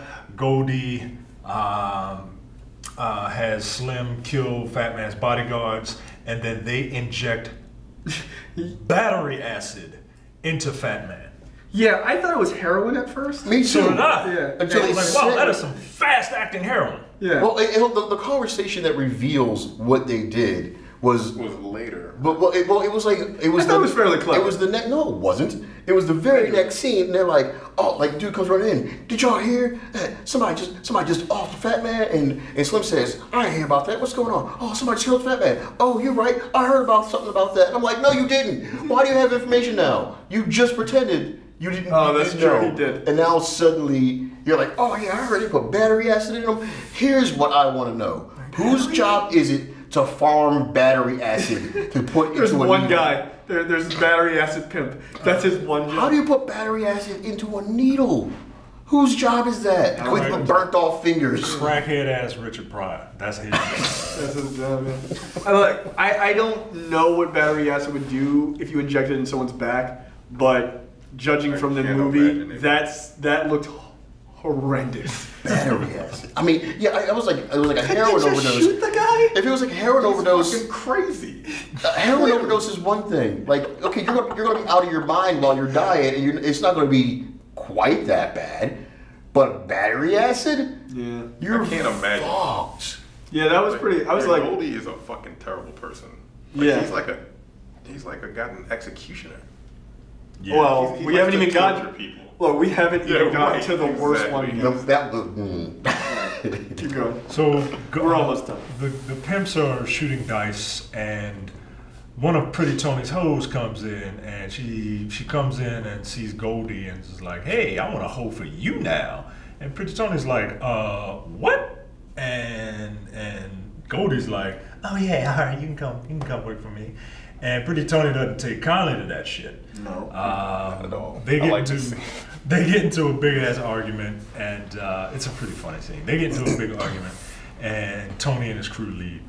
Next, we see a scene of Goldie's mom getting assaulted and eventually dying from her injuries by an unknown assailant. Goldie and Slim go after Pretty Tony, and they go. All right, they go after Pretty Tony, and they have him cornered, right? Yeah, this is bad. They have him cornered by gunpoint, and Goldie is he's another one that can't scream, like he can't like raise his voice because they want Pretty Tony to take his cane. He has a cane knife. They want him to take his cane and stab himself. Yeah, stick yourself. Stick yourself, yeah. Stick yourself! Stick yourself! Hey, you better do it! You better do it! I'm helping you! I'm trying to help you! Yeah, Richard Pryor was an asshole. He's like, you better do it, man. Like, he's in there, you can see him giggling while he's like, I'm trying to help you. It was ridiculous. I mean, this is one of the most sadistic things I've ever seen. Stabbing yourself with your own, and that cane knife is like, it's pretty long. Too. Yeah. He was sticking himself in the leg though, so at least he wasn't, stabbing his own heart. Who cares? I don't want to stab myself anywhere. And he made him do it like 5 times. Yeah. No, it was more than 5. It was a lot. That scene with the end, I was like, okay. Like this was really sadistic. If I'm Pretty Tony at that point, I'm like, no, you're just gonna have to shoot. Right. That's what I kill was me, said the nigga. same Like, shit. fuck out of my face. You're gonna kill me anyway. You have a gun to my head. I'm not sticking shit. Fuck you. Yeah. You want to shoot me? Yeah, pull the trigger. So no, dog. After that, they sit Tony down and tie him up, and they strap the most ridiculously looking Looney Tunes-esque 3 sticks of dynamite and an alarm clock type bomb on him. I mean, this shit looked ridiculous. With a stick of dynamite in his mouth. Yeah. It looked ridiculous. And then they leave, and then the thing explodes, and it is the biggest explosion that I've ever seen. I was like, one, this room didn't get shot by 47 bazookas at the same time. I feel like they spent all the money on this movie on this explosion. Yeah, I think that's 100% true. But also, Pretty Tony's body is then goes flying out and lands, and it's a smoldering mess, and it's just like, you will never know who that is because you put a stick of dynamite in his mouth. Like, honestly, for the record, you can see his arm hanging out and his leg was over there. Well, pretty good special effects. Yeah, I was like, like you said, all the money went right there. That and finding battery acid, putting a needle. That's it. So we cut to a scene. We cut to the funeral. The explosion made no sense. It really did. We cut to the funeral. Like Fast and the Furious, like cars crashing into each other, like giant explosion type of bullshit. That whole scene made no sense. Like it was like he's all gagged up, like he's on the train tracks because a villain just put him there. Yeah, it was so ridiculous. Okay, if you say so. So we're at the funeral, and even though Olinga is disappointed in Goldie because he quote brought death to their house, he agrees to help. A guy in a kung fu movie? He talks like that. He agrees to help Goldie get revenge, which is kind of weird because I thought he already got revenge, or what he thought was revenge. Right, and it's not like Goldie. Fucking window.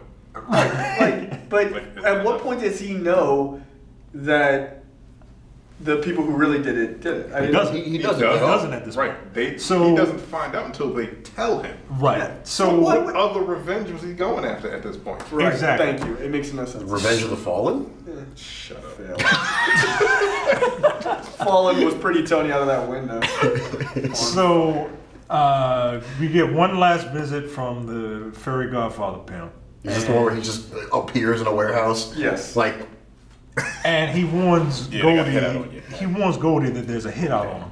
So the movie realizes that, oh shit, we got 10 minutes left, and there's a whole lot of other shit that we haven't taken care of. Let's try to hurry up and take care of it right now.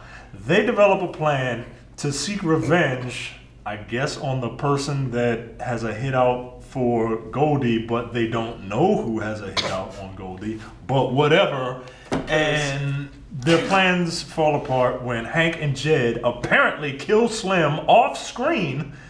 And I had to rewind it a couple times. Right. The funny thing is, I didn't even know that until you just said that. Yeah, okay. me. I didn't even know. I was like, who died? Was it?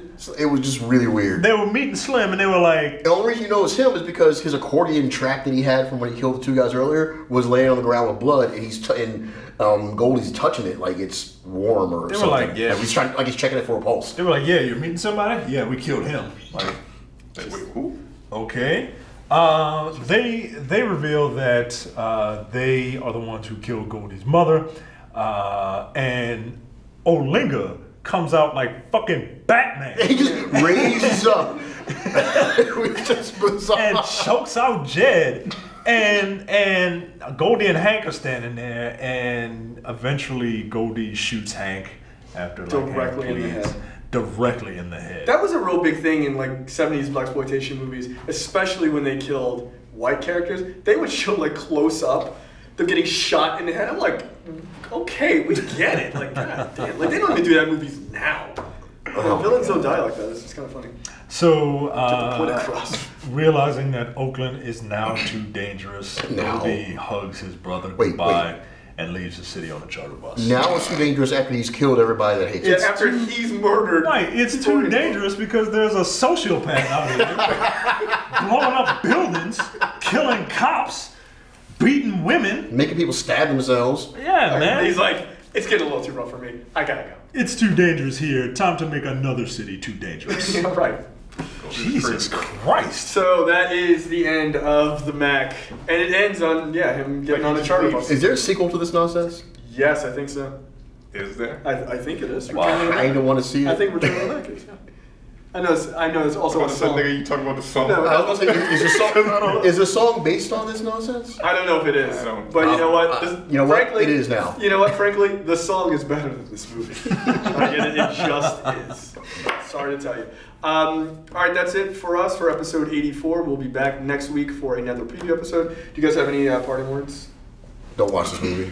Look, I know people are going to be mad, but you're going to have to bite yourself and get glad because this movie ain't that great. Hey, you know what?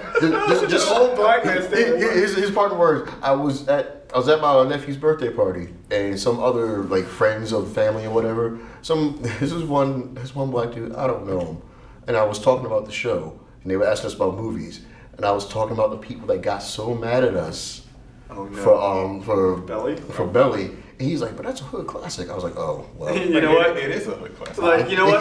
Don't watch it. It can be a hood classic. It's bad. It's still terrible. It's still terrible. Well, I think this one will go down in history as being one of the ones we get the most angry messages about. So good. All right, we'll see you guys next week. See ya. We out.